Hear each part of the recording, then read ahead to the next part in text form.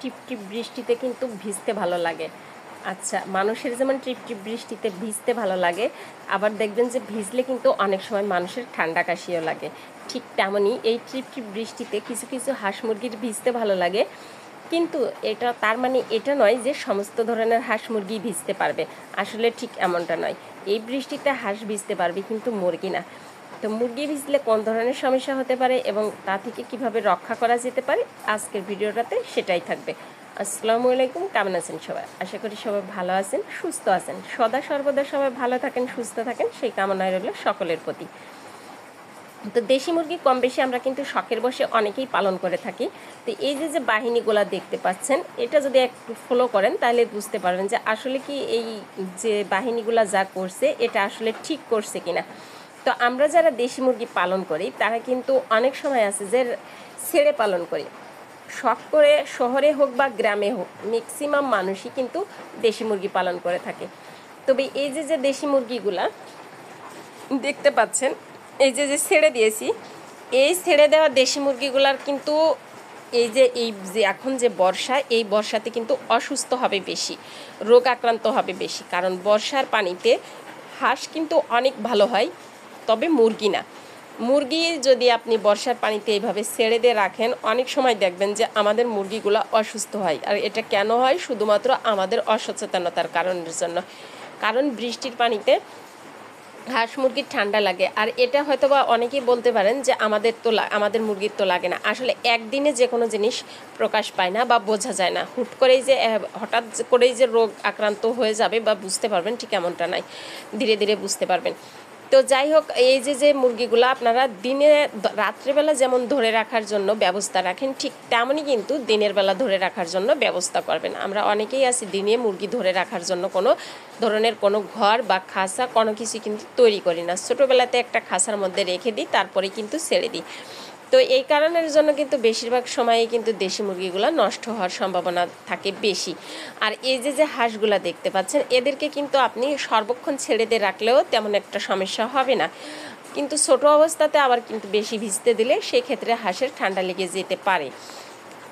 তো আর বড় অবস্থাতেও লাগতে পারে, যদি অতিরিক্ত বৃষ্টিতে আপনারা ভেজান তাহলে সেই ক্ষেত্রে ঠান্ডা লেগে যেতে পারে। তো এখন কথা হচ্ছে যে দেশি মুরগিকে সুস্থ রাখার জন্য যে কাজটা আপনারা করবেন, এখন বর্ষার সময় ছোট হোক বা বড় হোক, আপনারা সবসময়ের জন্য চেষ্টা করবেন নাপা যে জ্বরের ট্যাবলেটগুলো আছে, প্যারাসিটামল, এই জ্বরের ট্যাবলেটগুলো মুরগিকে খেতে দিবেন। এবং হিস্টাসিন বা হিস্টাহিন যে কোনো ঠান্ডার ওষুধ, অর্থাৎ নর্মাল ঠান্ডার ওষুধ যেটা মানুষ খেয়ে থাকে, এই ঠান্ডার ওষুধটা মুরগিকে দিবেন। তো মাঝে মধ্যে আপনারা এই বর্ষার সময়ে নাপা ওষুধ এবং হিস্টাসিন এই দুইটা যদি দিয়ে রাখেন, তাহলে দেখবেন যে যদিও ভুলবশত বৃষ্টিতে ভিজে থাকে, তাহলেও জ্বর বা ঠান্ডা কাশি এটা হবে না। আচ্ছা, ঠান্ডা লাগলে কিন্তু আপনার যত রকমের সমস্যা মুরগির এসে বাসা বাঁধবে। আর ঠান্ডা থেকে বিরত রাখার জন্য, জ্বর থেকে বিরত রাখার জন্য অবশ্যই আপনারা এই দুইটা ওষুধ ইউজ করবেন, অন্তত এই বর্ষার সময়ে যদি মুরগিগুলা ভিজে থাকে।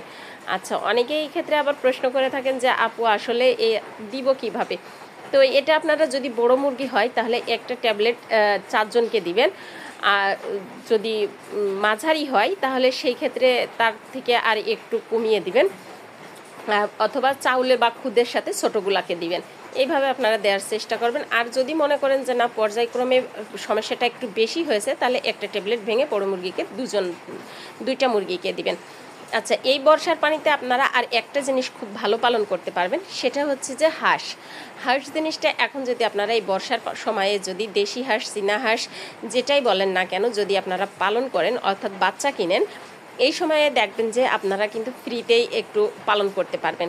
অর্থাৎ ফ্রিতে বলতে দেশি হাঁসের জন্য কিন্তু পর্যাপ্ত পরিমাণে পানি হইলে কিন্তু দেখবেন যে শামুক, পোকামাকড়, বিভিন্ন ধরনের জিনিস কিন্তু হাঁসের খাওয়া উপযোগী জিনিস কিন্তু হয় পানিতে। তো যেটা খেলে কিন্তু হাঁসের অনেকটা খাবার খরচ কম হয়। আর এটা ছাড়াও হাঁসের যে কাজটা হয় সেটা হচ্ছে যে অল্প দিন পালন করলে কিন্তু শীতে ছেড়ে দেওয়া যায়। কারণ আমরা সবাই জানি যে শীতে হাঁসের মাংস, রাজাহাঁস, দেশি হাঁস, পাতি হাঁস, যত রকমের হাঁসই বলেন না কেন, চীনা হাঁস, বেলজিয়াম হাঁস, সমস্ত প্রকার হাঁসের মাংসের কিন্তু টেস্ট বেশি হয়, যার কারণের জন্য এই সময়ের দামটাও কিন্তু বেশি হয়। তো অল্প দিনে পালন করলে কিন্তু আপনারা এই সময়ে হাঁসগুলা ছেড়ে দিতে পারবেন, এখান থেকে একটা বেনিফিট আপনাদের আসবে। আর যদি ডিমের জন্য পালন করে থাকেন তাহলে তো শীতে দেশি হাঁসগুলা ডিম